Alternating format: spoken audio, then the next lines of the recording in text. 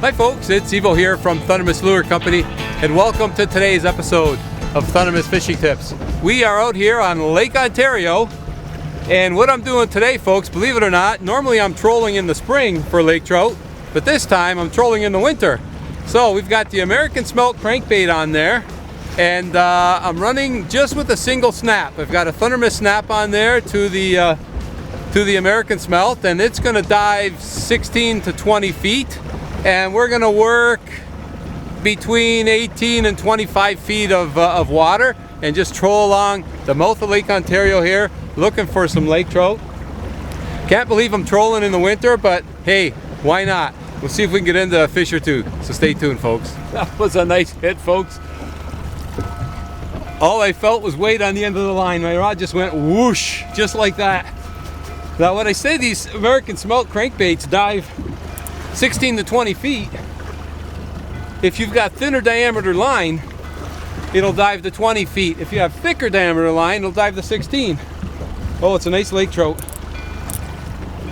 Line makes a difference. Okay.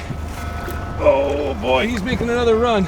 He took a run as soon as he hit, and he's running again.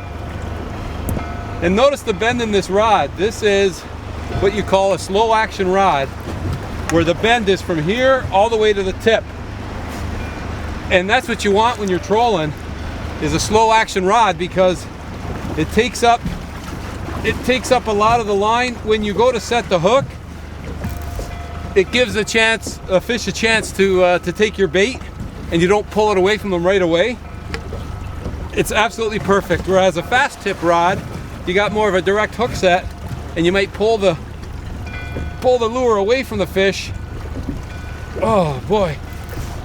But this rod here is absolutely perfect for trolling. Okay. I think he's not tuckered out, that's for sure, but maybe I can get him in. Maybe I can get him in. Okay, there we go. It's a nice lake trout right there. Yes. Okay. Nice hit. All right.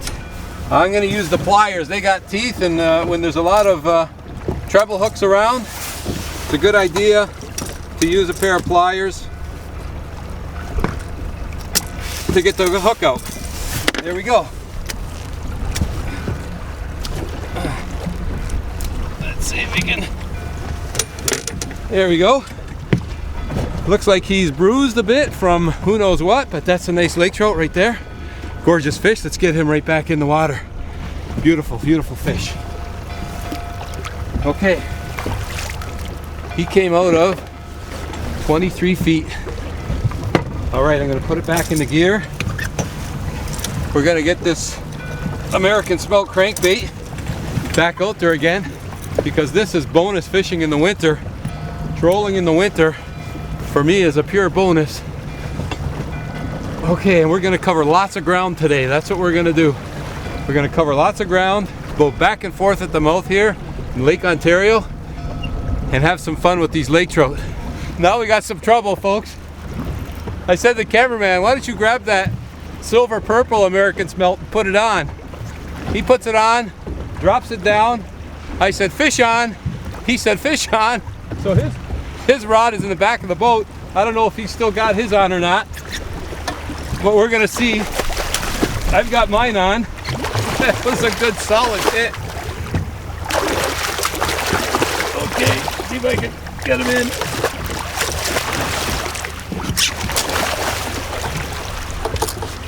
There we go. In my little bass net. That's a big lake trout. My goodness. Wow. Did he ever hit that bait? Holy. Okay. That's a nice laker. All right, let's see if I can get him off. Find the pliers. Well, here they are. Right here. Right where I left them. Okay. Let's get this hook out.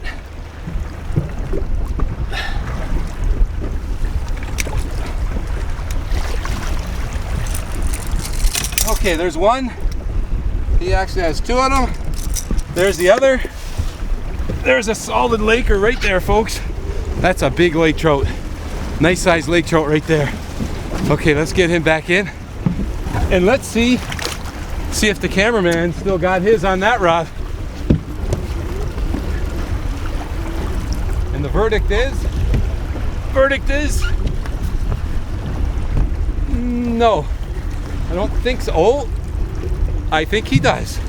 Yes. Is that the lure pulling? No, that's the fish. He's still on.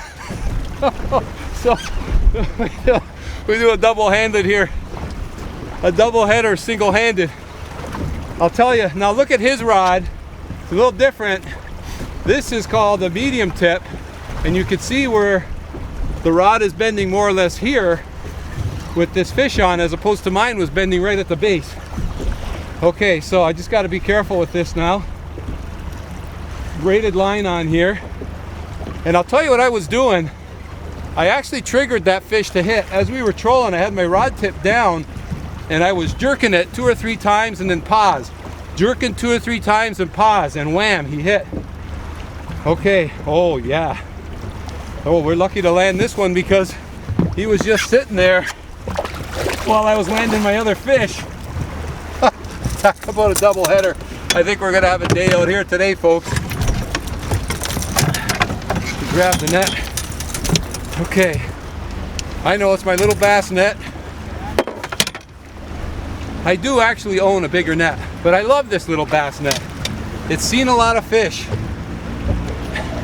It's gonna see another one right now, hopefully.